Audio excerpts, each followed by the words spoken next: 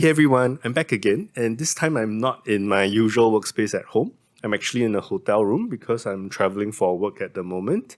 And these work trips usually last for 2 weeks and sometimes longer. So I actually do bring a lot of things with me when I travel to kind of set up this travel workspace and make sure that I have this comfortable workspace where I can get my work done even when I'm in the hotel room and even when I'm overseas. So let's take a closer look.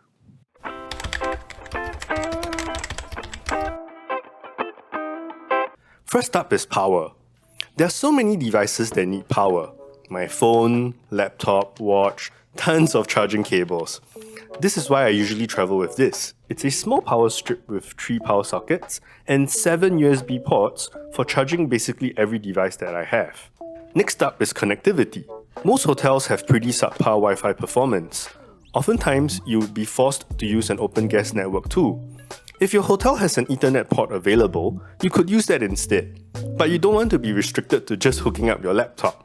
That's why I travel with this. This is the TP-Link WR902AC.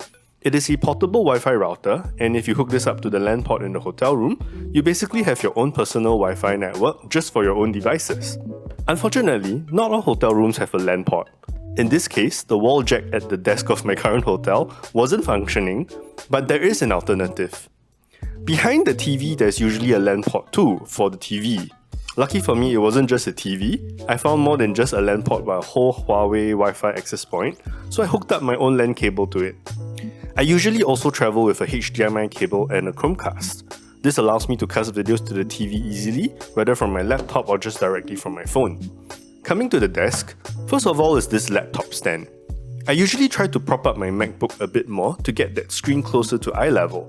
For longer trips, I usually bring along my keyboard as well, then I can prop this all the way up. But this time around, I didn't bring along my keyboard. On top of this sits my trusty M1 MacBook Air, which has been a daily driver for pretty much the past year. The MacBook only has 2 Thunderbolt ports, so in order to allow me to connect all my stuff, I usually travel with this U-Green USB-C adapter that gives me 2 USB ports, HDMI, power delivery, microSD and SD card slots, pretty much everything that I need. I've also been travelling with a mousepad. This was a lesson learnt from an earlier work trip, where the hotel had kind of like a reflective surface that made it hard for my mouse to work. I'm currently using a simple Dell wireless mouse for travel. And lastly, the core of this travel setup is an external USB monitor. ASUS loaned me this ZenScreen MQ16AH. This is a 15.6-inch OLED display that is the perfect addition to any portable workspace setup. It is extremely thin and light, about 650 grams, and easily slips into my backpack together with my MacBook. It connects to my MacBook using just a single USB-C cable, providing both power and display to the monitor very conveniently. It comes with a nice magnetic cover that also works as a stand at a variety of different angles. However, for me, I kind of use my own portable stand to raise the monitor a little bit more and give myself that bit of space under the monitor, whether it's for my mousepad or cables, etc.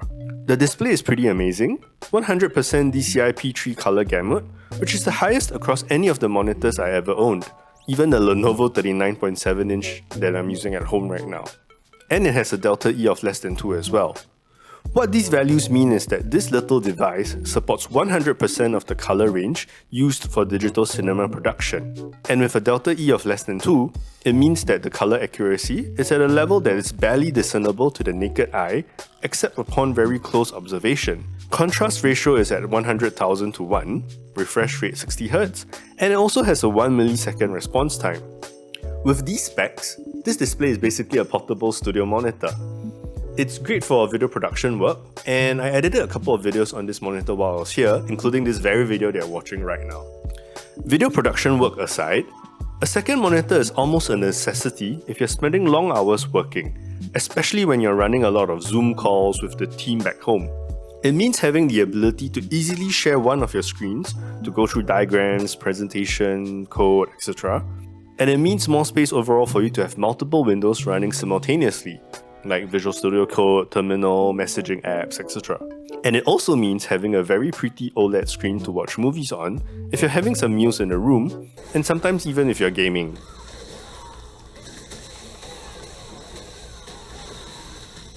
So, would I recommend this display? Maybe not for everyone. If you're on like a 3-day leisure trip, then don't even bother bringing a laptop at all. But if you're like me and you're traveling for work and you're going to be here in a hotel room for 2 weeks and you're going to spend a number of hours working on each day, then you probably want a second monitor because it really helps with your workflow, with your meetings, etc. And if you're doing video production work, the specs on this monitor is not something that you would traditionally find on something that costs like $399 USD, like I last saw on Amazon. And you normally find these specs in much more expensive displays, like Apple Pro Display XDR or the Asus ProArt line. At 15.6 inches, this is really usable, and this monitor is also really portable. It's easy to travel with if you really want to bring it with you to most places. So I would recommend this for that. One last thing I wanted to share is this app that I use for travel called Airalo. So Airalo is basically like an eSIM digital store. So you can basically go into the app, and whichever country that you're traveling to, you can just purchase an eSIM for that country along with a data plan. So for example, I'm here right now in Saudi Arabia. I just searched for Saudi inside the app, found the eSIM that I wanted, and I purchased it. And even on subsequent return trips, I leave the eSIM installed on my device, and then I can just top up that eSIM with a new data plan. Prices are actually very cheap and competitive. I paid about USD $18 for 3 gigs of data over 30 days, which is typically more than enough for most people, especially considering that you're going to be using the hotel Wi-Fi too. This is really just for when you're out on the street and you need to do things like messaging, Google Maps, etc. If you're looking for a good option for mobile data while traveling, then I highly recommend checking out Airalo. I do have a link in the video description below with my referral code, and with the referral code, you'll actually get $3 off your first purchase. Anyway, that's all for today. Thanks for watching, and I'll catch you in the next one.